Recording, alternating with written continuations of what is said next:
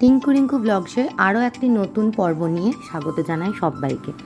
দিনটা ছিল মা বাবার অ্যানিভার্সারি, আর বুনি যতদিন ছিল মাকে কোনোবার শাঁখা পরানো, কোনোবার কিছু এইভাবেই আমরা মাকে গিফট করতাম। বাবাকে টুকিটাকি, বাবা তো নিতেই চাইতো না, বাট এবারে বাজারে গিয়ে বাবার আর পাপার, এটা হচ্ছে পাপার আর যেটা ইয়েলো দেখলে সেটা বাবার, কিনে এনেছিলাম। আর মায়ের জন্য ছিল এই শাড়িটা। সন্ধেবেলাতে মাকে এরকমভাবে শাড়িটা পরিয়ে মালা একটু ফুল এনেছিলাম সকালবেলা বেরিয়ে, বেশ কিছু আয়োজনের সঙ্গে, সেটাও এঁটে দিয়েছিলাম।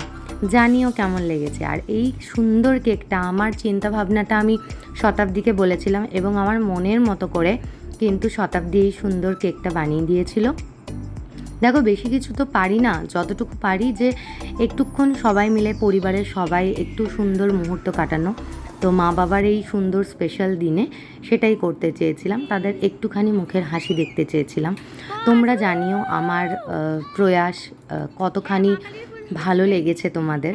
মায়ের জন্মদিনও, বাবা পাপার একদিনেই জন্মদিন, কিন্তু বাবা আর পাপা এই জিনিসের একদম পক্ষপাতী না। এখন তো তাও আমার কথা শুনে বাবা থাকে, এক এক বছর এমন হয়েছে, একবার আমার বন্ধুরা সেলিব্রেট করেছিল মা বাবার অ্যানিভার্সারি, সেবারে কেক কেটেছিল মা আর মামনি, কারণ বাবা তখন চাকরি করতো, সেটা উইকডেজ পড়েছিল। আর বাবা পাপা ভীষণ সাই, তো তাই বাবাদের জন্মদিন হয় না, ওই অ্যানিভার্সারিতেই বাবাকে খুব ধরে করে পাওয়া যায় কেক কাটিংয়ের জন্য। সুন্দর একটা সন্ধে মা বাবা পুরো পরিবার সবার সঙ্গে কাটালাম।